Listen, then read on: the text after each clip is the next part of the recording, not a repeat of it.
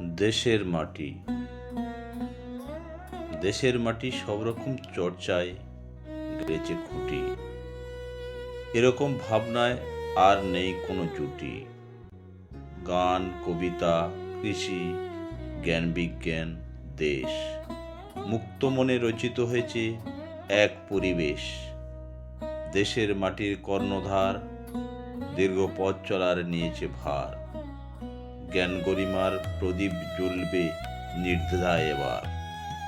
সুরের ঝংকারে মনোমুগ্ধ করে চলেছে সাবলীল শিল্পী তার কণ্ঠে গান।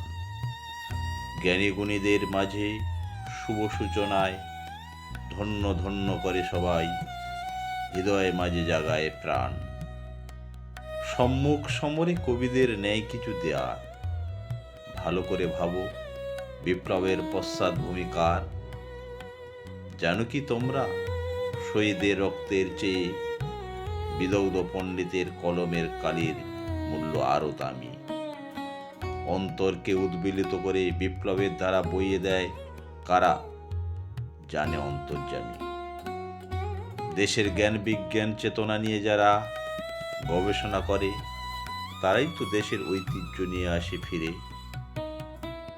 তুচ্ছ কাটাকাটি হানাহানি ছেড়ে ক্ষুদ্র মন থেকে বেরিয়ে আজ দেশের মাটির সঠিক পথের দিশায় চলে যে গান গেয়ে।